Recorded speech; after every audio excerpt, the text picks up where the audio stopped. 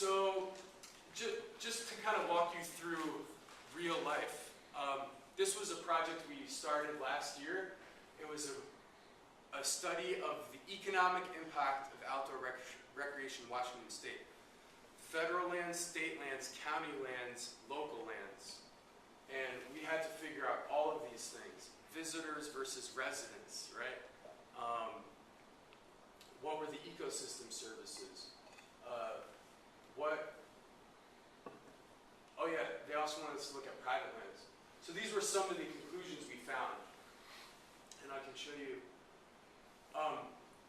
One thing about GIS, there's so much data out there that hasn't even been mapped yet. So this started as a simple, boring table. You know, and that was the world we lived in for 50 years, where most things weren't mapped at all. And this was the outdoor recreation economy of each state, but I divided it by the number of state residents to scale it. So these are the hot spots of recreation in the United States, where the most money is spent by both residents and visitors. So you can see where Washington is. Washington actually ranks 6th. But interestingly, we have no state-level tourism budget. We're one of 2 states, Washington and Connecticut. So this is the same thing. I took the tourism promotion data and I divided it by the people. And this is the hotspots for who's investing in outdoor recreation. And Washington has nothing right there. So it's a pretty easy slam dunk to advocate for it. But I even fetched the Canadian data because, you know, they're regional. They're also competitors for outdoor recreation. Yes? Can you go back to the last map for a second? Sure. So I am looking at the chart thing. So you say that we're 6th in the nation for outdoor recreation economy. Is that before or after you divide it by population? That's gross, so it's before. Okay. So I'm seeing a bunch of other states that are a lot darker. Because this is scaled by residents. Oh, okay. Okay. Gotcha. Okay. Because the other map is just the biggest, most populous states. California, New York State, you know, they have overwhelming populations, so you would get just the biggest states, Texas and so on. Whereas I feel like this creates a little more of a picture of where recreation is comparatively most important to the economy. Okay. So here's a cool cartographic interpretation of the Northwest. Here's Olympia. I think this was made in the early 1900s, and they call it the Evergreen Playground. So I thought you guys might like that. So here's the map I made, the initial map. So these are all the places where we had to get visitor data. National parks, national forests, state DNR lands, non-public timberlands, Army Corps of Engineers, Bureau of Land Management. So that's our state. 20% of Washington State is conserved for conservation recreation purposes. So, and then this would be your private recreation. So a lot of this was from the Washington Land Use 2010 data set on the Department of Ecology website, including vacation cabins or vacation homes. So you can see where that real estate market would be very important. We didn't have time to really get into that too much.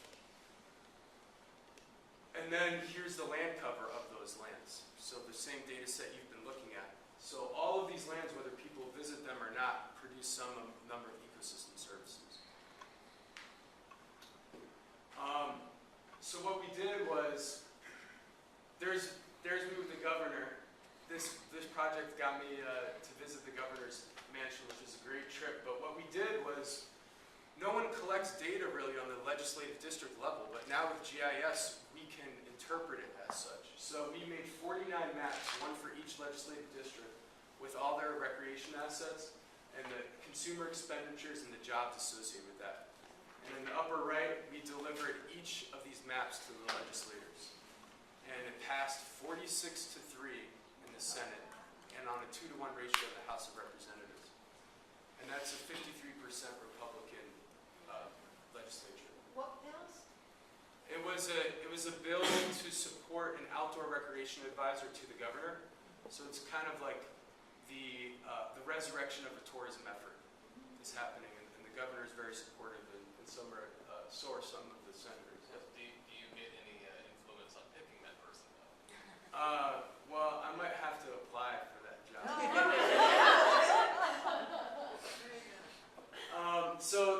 This is how the state votes for the legislative districts. So you can see all the red-blue divide is basically the Cascade Mountains, you know? But here are our results for outdoor recreation expenditures. So lo and behold, the Republican districts benefit them usually the most from outdoor recreation, which is of course a no-brainer because every legislative district has the same population. So the rural ones have much, much bigger areas. So they have a lot more recreation land in them, especially when you're talking about the Cascade National Park and so on, the forest and stuff. It's kind of funny how you can still see the I-5 corridor even like in terms of legislative districts. Absolutely. And then there's all kinds of other data. I started working with a senator, and this is general fund state expenditures divided by state tax revenue. So this means those counties the red counties get more money from the state than they give in tax expenditures. And the green ones give more to the state than they get from the state. So interestingly, a lot of the Republican districts also benefit from state taxes the most. So this kind of stuff, and this was just another boring table. And when you see it spatially, there's so much more you can judge from it. Then for one of our studies for recreation, we actually went down and we got a data set of businesses' revenue and their type of business. So we could actually map the size of the sales volume and the type of business it is. So what did we learn from the study? That outdoor recreation is a redistribution of wealth mechanism from urban to rural areas.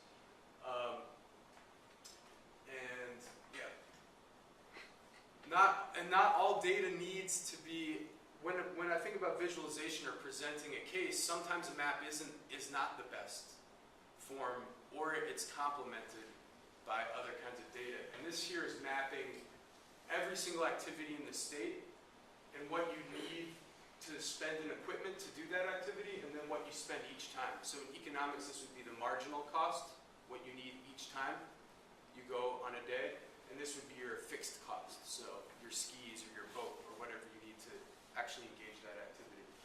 So you can see the economically exclusive activities on the very top and on the far right, the economically accessible activities on the bottom. Now, what we found out is about 30% of the cost of outdoor recreation is owning the car and fueling it.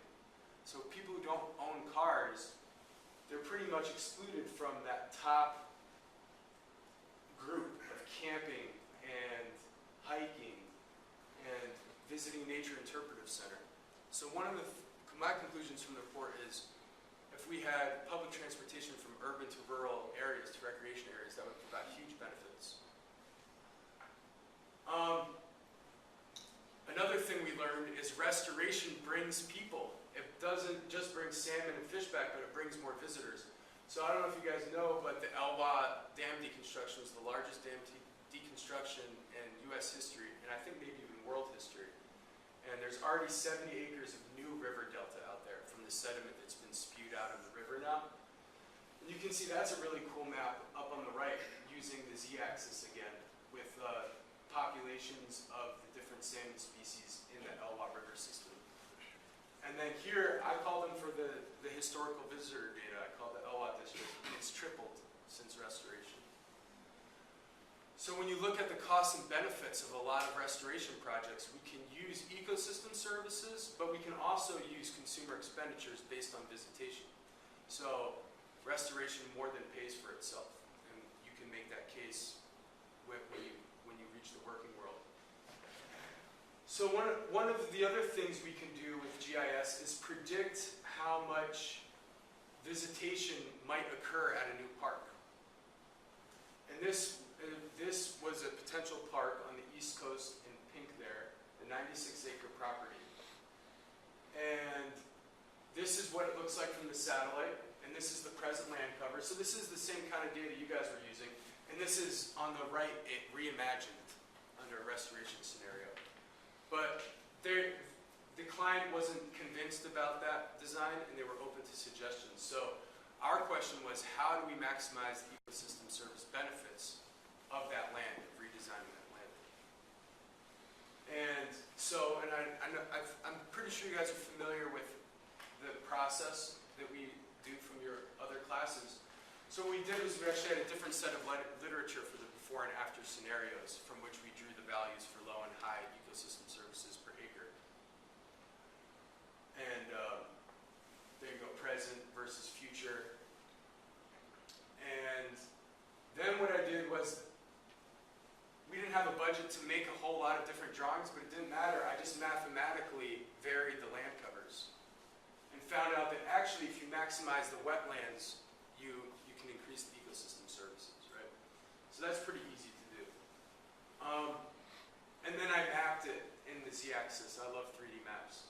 So on the top you have your present, low, and high value, and the z-axis is the ecosystem services per acre. I don't have the key for the colors, sorry guys, but I think blue is wetland, and green is forest, and red is grassland or something. And then this was the restoration scenario, low and high. So you can see the improvement, or the theorized improvement.